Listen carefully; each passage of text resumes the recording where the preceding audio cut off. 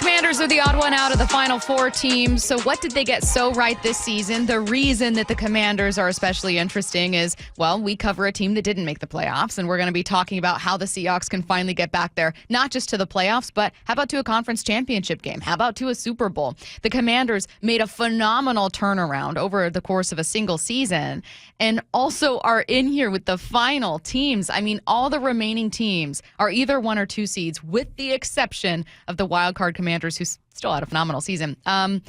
Bump, the Commanders entered the offseason with 6 top 100 draft picks, including 4 in the top 53. So that's a big part of the turnaround. They also had the most cap space of any NFL team, another part of the turnaround. They did not enter the season, though, with sky-high expectations. They were the longest shot of any of the remaining, I think, including wild card teams, and that includes the Vikings, to make the Super Bowl. Vegas had them with the longest odds. That's by the start of the season, by the way, not by season's end.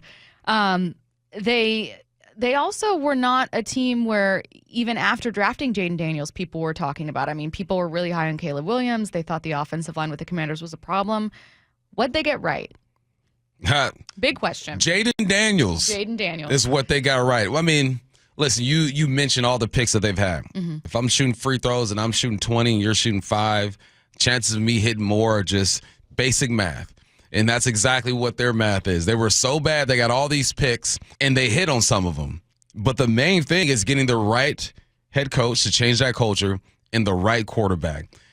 I don't want to do what the Commanders did.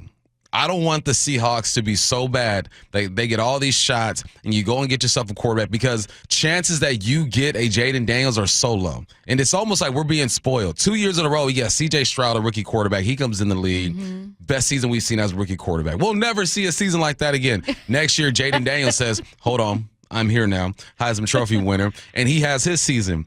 It's timing. It's a bunch of picks that they've had. And you know what I want to say? That having Bobby Wagner on that roster is key. 132 tackles. Say what you want about how he's getting his tackles, but he knows what winning looks like. I guarantee you, when Bobby Wagner speaks in that locker room, everyone shuts up. Everyone listens to Bobby. And you kind of see the relationship already, that they love Bobby over there. So it's getting the right mix. It's starting to get your quarterback. You got the right head coach. You've had all these picks in the draft to get some things together. You drafted Terry 5-6 years ago, and he's been consistent. And then you bring in a veteran like Bobby to kind of bring it all together. Man, it's a beautiful thing what they got going over there, and it's. I'm happy for that organization and their fans, because they've been through a lot for like 20 years or something like that. And I mean, goes to highlight Dan Campbell's point to his own team last year when they lost the conference championship to the 49ers, and he was like, "Enjoy this, even though you lost, and even though we're sitting here upset and crying, because you never know if you're going to get back here. You might not ever get this close again." Yeah, there are teams that have gone decades without getting that close. Yeah, and you have to be lucky, too, because we see the Lions halfway through the season. Lots of folks have those guys in the conference championship game minimum. So you got to get lucky with your health and having just the right combination of guys. I've said this before, and guys who have played the game know this. It can be high school, college, pros, whatever. You never have that exact same team back in the locker room. You have some pieces, some familiar faces, the guys that you sign for contracts, but it's about maximizing that group. And that's what they're doing, or that's what they did with this group here. But Jaden Daniels is everything. He makes this team go. He makes the defense get 1 or 2 more stops because they believe. Like, belief is I heard Booger McFarland say this morning on ESPN, and I wrote it down. Like, belief is the scariest thing in the world. Like, when you have someone, a team, an organization, 11 guys on the field that believe, you can do things that you're not supposed to do. They were not supposed to go into Detroit and beat the Lions like that. Even with all the injuries that they have on defense, you still thought, all right, Jared Goff and his offense are going to go nuts and they'll be fine. Gibbs still had a good game. Amon-Ra St. Brown had a crazy game.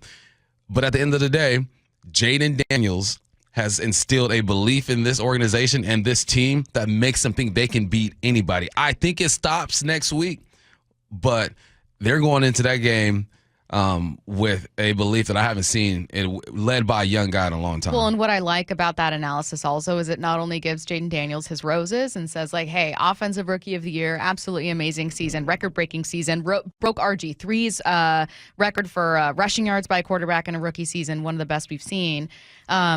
But then also makes it clear that if you're wondering, well, how'd the Commanders do this?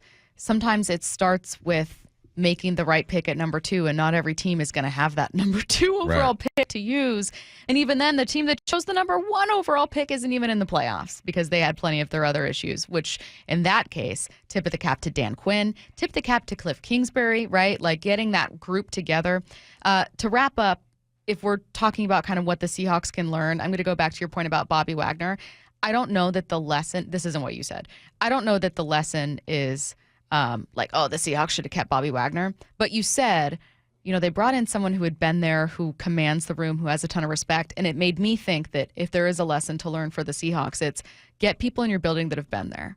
Like get people, whether it doesn't have to be Bobby Wagner, but have someone in the building that knows what it takes, especially with an inexperienced staff or a young team. You say that, I'm trying to think, is there anybody on this roster who's made a deep run into the playoffs? As someone that you're relying upon, and I can't think of one off the top of my head. I can't either. I mean, there's certainly leaders they've added. Like Ernest Jones is a leader. Yeah, for sure. Leo's a leader. Was Ernest Jones? He was with the Rams, right? Rams when they won, there it is. Beat the Bengals. I think it is. I think he was. That might have been. Yeah, that might have been the closest. Yeah. But yeah, I mean, otherwise, to your point, not really. Not a ton of those guys.